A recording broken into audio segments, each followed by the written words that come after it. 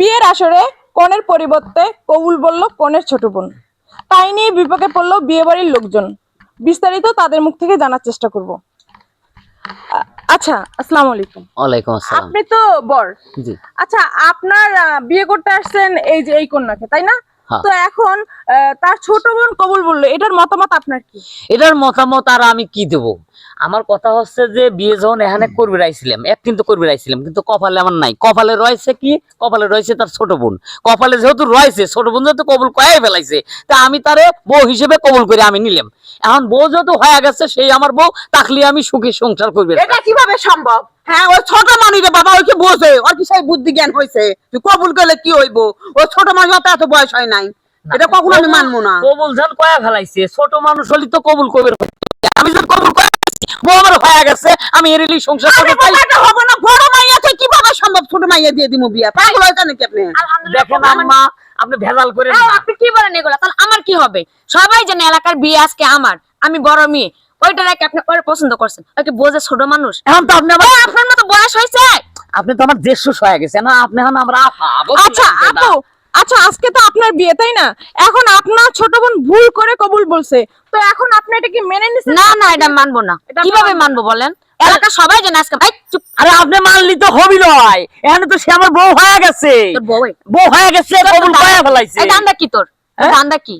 Aunty, বুঝাই এখন যাচ্ছে না। আপনি তার মা হিসাবে এখন আপনি কি করবেন? এখন আমার কথা, আমার মাইয়ের অত জ্ঞান বুদ্ধি নাই বাবা। আমার বড় মাইয়েরা দেখবার আছে, বিয়ে করবার আছে, আমার বড় মাইয়েরা বিয়ে করতে হবে। এটাই কথা। আচ্ছা ঠিক আছে, আমি এই ছোট বোনের কাছে চলে যাবো। আচ্ছা আপু, আপনি এই সজ্ঞানে কি কবুল বলছেন? আসলে কথা কি, ঠান্ডার দিন তো, যেহেতু কবর বলেই ফেলছি ভুলবশত, সেহেতু আমি রাজি।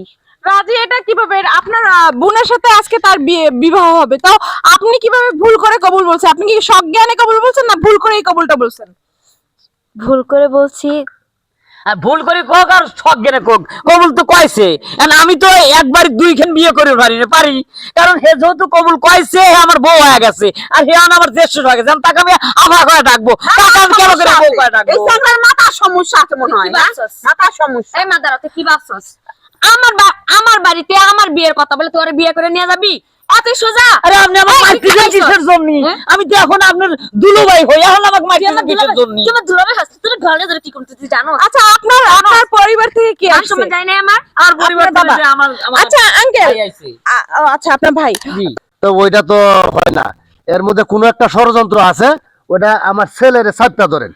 আচ্ছা এখানে মানে কথা বলে এখানে নিশ্চয়ই কোনো ষড়যন্ত্র আছে, তো এটা ভাইয়া আমাদের একটু খোলাসা ভাবে একটু বলে help আরে করুন। রহস্যটা কি আছে? ঘটনা হচ্ছে, যেহেতু মনে করেন যে বউ আমার হয়ে গেছে, এখন রহস্য থাকলে কি আর না থাকলে কি, বউ আমার হয়ে গেছে, আমি বিয়ে করছি, এক্স ছাড়া আর অন্য কাউকে আমি বিয়ে করে পারবো না। আপনার বারকার। ঠিক আছে? আচ্ছা, এর ভিতরে আমার গোপন কোনো রহস্য আছে কিনা? রহস্যটা আমি কবো।